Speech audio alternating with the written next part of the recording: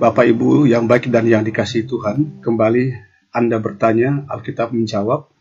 Namun sebelum itu, mari kita tundukkan hati dan kita berdoa. Oh Tuhan Bapa kami yang di sorga, Engkau sudah menyelamatkan kami melewati segala juang dan karya kami hari ini. Dan pada saat ini kami kembali membuka hati kami untuk mendengarkan kisah-kisah tentang kuasa dan kasih-Mu melalui pembacaan dan pemberitaan firman Tuhan. Tolong kami ya Roh Kudus, supaya pemahaman kami tentang Engkau boleh menjawabnya lewat kitab suci-Mu. Di dalam nama Tuhan Yesus kami berdoa. Amin. Ibu Bapak, Saudaraku, tema kita malam ini mengatakan bagaimanakah rupa Allah itu, diambil dari pertama Yohanes pasal 5 ayat 5 sampai 7 yang mengatakan, siapakah yang mengalahkan dunia selain daripada dia yang percaya bahwa Yesus adalah anak Allah. Inilah dia yang telah datang dengan air dan darah, yaitu Yesus Kristus, bukan saja dengan air, tetapi dengan air dan dengan darah. Dan rohlah yang memberi kesaksian, karena roh adalah kebenaran. Sebab ada 3 yang memberi kesaksian dalam surga, Bapa, Firman, dan Roh Kudus. Dan ketiganya adalah satu. Saudara, dalam Kejadian pasal 1 ayat 26 disebut kata kita. Allah memperkenalkan dirinya dengan kata kita. Kata ini menegaskan dan mengandung arti bahwa Allah itu Esa mewujudkan diri dalam 3 pribadi, yakni Bapa, Anak, dan Roh Kudus. Atau dapat dikatakan bahwa Bapa adalah di atas kita, yang berotoritas atas kita, yang berkuasa atas kita, yang El Shaddai, berkuasa atas langit dan bumi. Yang transendental, Yesus adalah Allah yang beserta dengan kita, Immanuel. Dan Roh Kudus adalah Allah yang berdiam dalam diri kita, yang juga disebut sebagai roh misi. Allah itu roh. Namun bukan berarti bahwa kita tidak dapat melihat Allah. Kita dapat melihat melalui 3 subjek. Pertama, dari diri kita sendiri. Tetapi bukan berarti kita adalah Allah. Melihat diri sendiri berarti kita diingatkan pada penciptaan.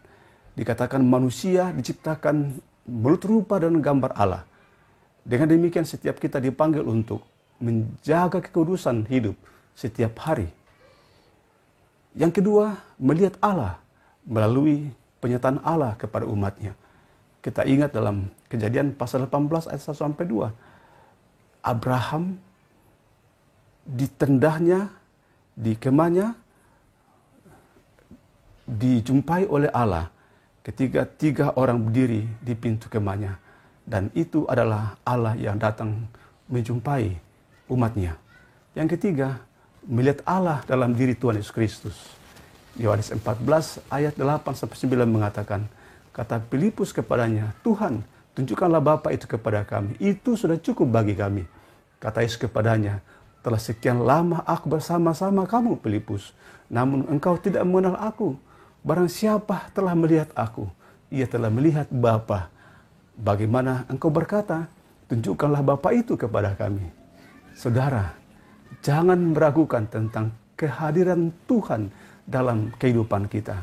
Beriman kepada Yesus menjadi jaminan akan penyertaan Tuhan dalam keadaan tersulit sekalipun. Amin.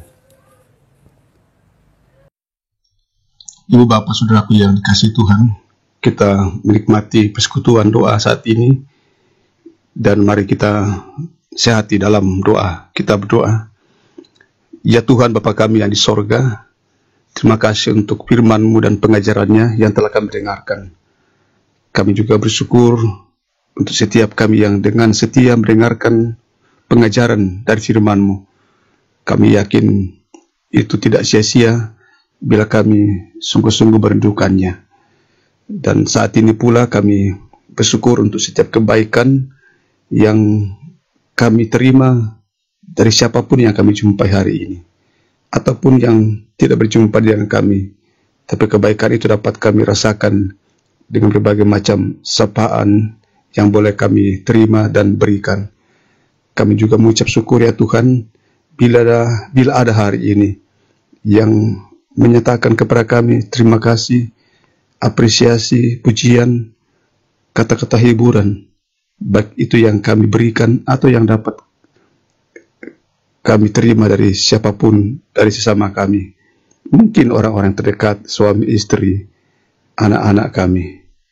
Kami juga berterima kasih kepadamu Tuhan, karena hari ini kami meyakini bahwa Engkau yang membuat beban kami menjadi ringan. Engkau yang membuat hidup kami hari ini makin berguna, dan juga hidup kami bisa berharga hari ini. Terima kasih ya Tuhan, bila kami dapat melewati setiap cobaan yang kami bisa atasi, entah dengan kami secara pribadi, ataupun yang bisa mendampingi kami mengatasi segala hal-hal yang sulit dalam kehidupan kami. Yang beri kami saat ini pelayan dan doa, terkhusus buat saudara kami yang sakit, orang tua kami yang dirawat di rumah dan di rumah sakit, dan dalam usia lanjut. Engkau yang tidak pernah meninggalkannya. Terimalah ya Tuhan setiap hal yang baik yang boleh kami lakukan hari ini di hadapan-Mu. Dan kami juga mohon ampun atas hal-hal yang tidak membuat Engkau bersuka cita, bila kami tidak menuruti kehendak-Mu.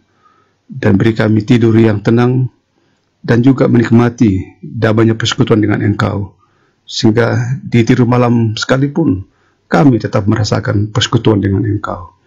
Dan malam ini kami rindu Engkau terus menyatakan berkat-Mu buat kami.